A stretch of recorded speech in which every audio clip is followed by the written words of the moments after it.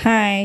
இன்றைக்கி நம்ம daily usage சென்டென்சஸில் என்ன சென்டென்ஸ் பார்க்க போகிறோம்னா, எவ்வளவு நாள் ஆச்சு சொல்லுவோம்.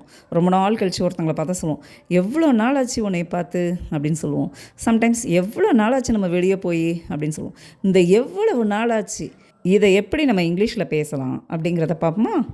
ரொம்ப நாள் கழித்து ஒருத்தங்களை பார்த்துறோம், அப்போ சொல்லுவோம், உன்னை பார்த்து எவ்வளோ நாள் ஆச்சு அப்படின்னு கேட்போமா. இதை வந்து கொஷினாக கிடையாது, ஆச்சரியமாக பேசுகிறது. ஸோ இதை வந்து எப்படி சொல்லலாம்னா, it has been so long since I saw you. அதாவது ஸோ லாங், எவ்வளோ நாள் ஆயிட்டு, சின்ஸ் ஐ சா யூ, உன்னைய பார்த்து. ஓகே, ஸோ இந்த இடத்துல வந்து சின்ஸ்க்கு அப்புறம் வந்து நம்ம வந்து பாஸ்ட் டென்ஸில் தான் சொல்லணும். சின்ஸ் ஐ சா யூ, இது வந்து ஒரு ஆச்சரியத்தில் சந்தோஷத்தில் நம்ம சொல்கிறது. இதையே கொஷினாகவும் கேட்கலாம், உன்னை பார்த்து எவ்வளோ நாள் ஆச்சு அப்படின்னு கேட்போமா. இதையே நம்ம இங்கிலீஷில் எப்படி சொல்லலாம்னா, how long has it been since I saw you. உன்னை பார்த்து எவ்வளோ நாள் ஆச்சு அப்படின்னு கேட்கலாம். ஓகே, ஒன்றும் இல்லை, ஹவு மட்டும் ஆட் பண்ணிட்டா போதும். இப்போ பாருங்கள், உன் கையால் சாப்பிட்டு எவ்வளோ நாள் ஆச்சு அப்படின்னு சொல்லுவோம். யாராவது சமைச்சு போட்டு அந்த நம்ம சாப்பிட்டு ரொம்ப நாள் ஆனால் இந்த மாதிரியும் சொல்லுவோம். இதை எப்படி சொல்லலாம்னா, it has been so long since I ate food made by you. நீ சமைச்சது நான் சாப்பிட்டு எவ்வளோ நாள் ஆயிட்டு அப்படிங்கிறோம். ஸோ லாங் சின்ஸ் அப்படின்னாலே எவ்வளோ நாள் ஆயிட்டு அப்படின்னு அர்த்தம். ஓகே, ரொம்ப நாள் கழித்து ஊருக்கு வரோம் அப்படின்னா சொல்லுவோமா, நான் ஊருக்கு வந்து எவ்வளோ நாள் ஆச்சு. இதையே எப்படி சொல்லலாம் இங்கிலீஷில், it has been so long since I came to my home town. நான் ஊருக்கு வந்து எவ்வளோ நாள் ஆச்சு. ஸோ லாங், எவ்வளோ நாள் ஆயிற்று அப்படிங்கிறது.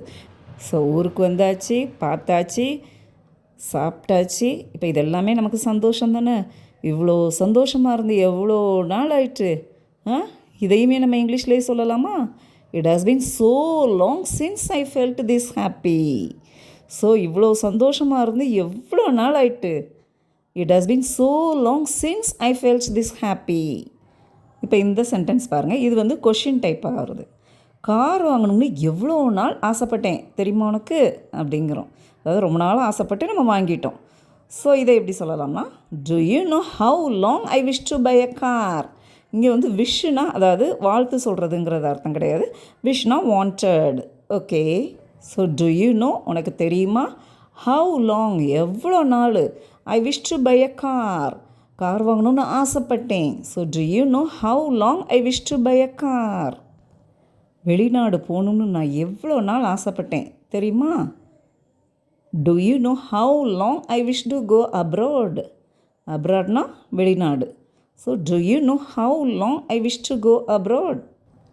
இந்த வேலை கிடைக்கணும்னு நான் எவ்வளோ நாள் ஆசைப்பட்டேன் தெரியுமா உனக்கு அப்படிம்போம். இதை to you know how long I wish to get this job அப்படின்னு சொல்லலாம். To you know how long I wish to get this job. Okay viewers, if you practice this type of sentences in your day-to-day life, you too may speak confidently. Okay, bye.